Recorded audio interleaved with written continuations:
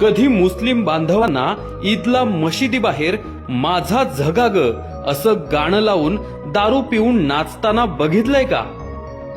कधी ख्रिश्चनांना येशूंच्या समोर शांताबाईचं गाणं लावून मावा खाऊन नाचताना बघितलंय का? कधी जैन लोकांना त्यांच्या मिरवणुकीत आला बाबूराव गाणं लावून नाचताना बघितलंय का? हे सगळे समाज आपापल्या देवांचा मान सन्मान इमाने इतबार ठेवतात, कारण त्यांना त्यांचा धर्म, त्यांची संस्कृती टिकवायची आहे. मग आमच्या हिंदू धर्माच्या देवांपुढेच डॉल्बी साऊंड आणि दारू पिऊन अश्लील गाणी लावून नंगानाच का? हा कलंक हिंदू सणांनाच का लागला आहे, की आपणच लावला आहे?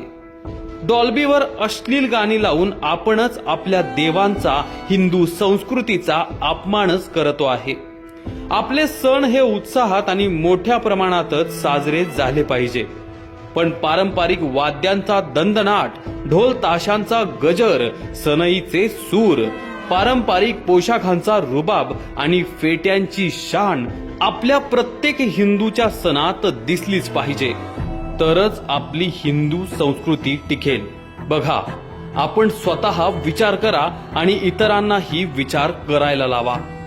पप्पी दे पारूला, आवाज वाढव डीजे तुझ्या आईची, चिमणी उडाली भुर्र, पोरी जरा जपून दांडा धर, झिंग झिंग झिंगाट, शांताबाई शांताबाई अशी गाणी कधी मशिदींच्या भोंग्यावर, ख्रिस्ती, जैन, बौद्ध, सीख, पारशी यांच्या धार्मिक स्थानांवर अथवा उत्सवांमध्ये वाजवलेली ऐकली आहेत का कधी?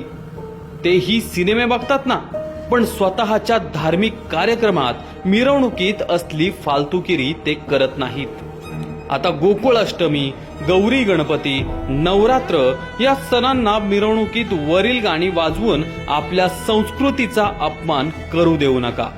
आणि असली फालतुगिरी तुमच्या समोर करत असेल तर करून देऊ नका, त्यांना तात्काळ विरोध करा. आपण गणपतीची वर्गणी मागणाऱ्या सर्वांना आवर्जून हे सांगू की या वेळपासून गणेश मंडळाच्या मंडपातून लाऊडस्पीकरच्या वर कोणतीही चित्रपट गाणी वाजवायची नाहीत. फक्त धार्मिक श्लोक, मंत्रपठण, देश अभिमान जागृत करणारी गाणी यासारखेच प्रसारित करा, तरच वर्गणी देऊ.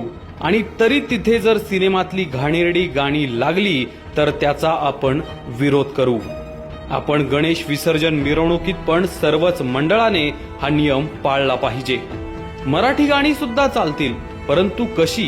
तर लता दीदी, आशाताई, उषा मंगेशकर, हृदयनाथ मंगेशकर, सुरेश वाडकर, अरुण दाते, सुधीर फडके, अजित कडकडे, सच्चिदानंद आप्पा यांच्यासारख्या मातब्बर गायकांनी गायलेली भक्तिगीते, भावगीते सार्वजनिक उत्सवात लावली तर काही हरकत नाही, पण धांगडधिंगा नको. हे आवर्जून आपण सर्वांनी आपल्या सुद्धा मनावर आपणच बिंबवलं पाहिजे. बघा, विचार करा. सदर लेख हा सोशल मीडियातील व्हॉट्सअप ग्रुपमधून प्राप्त झालेला आहे.